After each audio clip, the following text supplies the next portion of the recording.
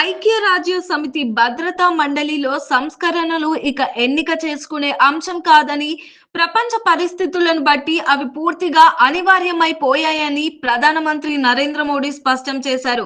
జోహానస్బర్గ్ లో జరిగిన India, Brazil, దక్షిణాఫ్రికా నేతల సదస్సులో మోడీ మాట్లాడుతూ ప్రపంచ విభజన వైపు సాగుతున్న ఈ తరుణంలో ఐక్యత, సహకారం, మానవత్వం వంటి విలువలను ఐబిఎస్ఏ బలంగా ముందుకు తీసుకెళ్లాలని పిలుపునిచ్చారు.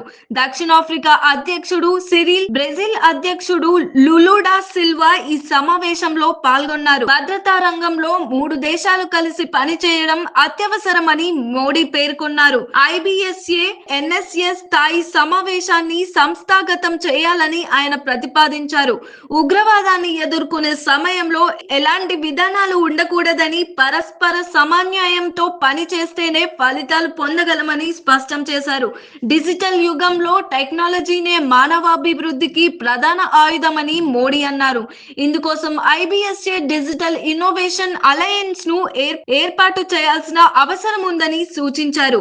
యూపీఏ, కోవిన్ వంటి భారత్ డిజిటల్ ప్లాట్ఫామ్లు సైబర్ సెక్యూరిటీ మోడల్స్ ను భాగస్వామ్య దేశాలతో పంచుకోవాలని తెలిపారు.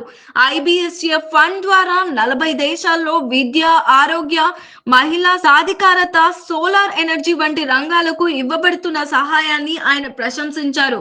వాతావరణ మార్పుల నడుమ వ్యవసాయాన్ని స్థిరతరం చేయడం అత్యవసరం అవుతుందని మోడీ హితవు పలికారు.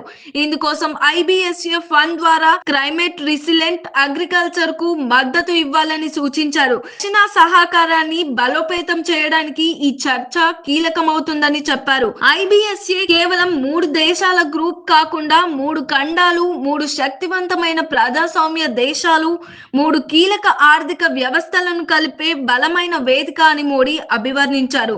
సమావేశంలో చివర్లో వచ్చే ఏడాది భారత్ లో జరగనున్న ఏఐ ఇంపాక్ట్ సమిట్ కు ఐబిఎస్ఏ నేతలను ఆహ్వానించారు.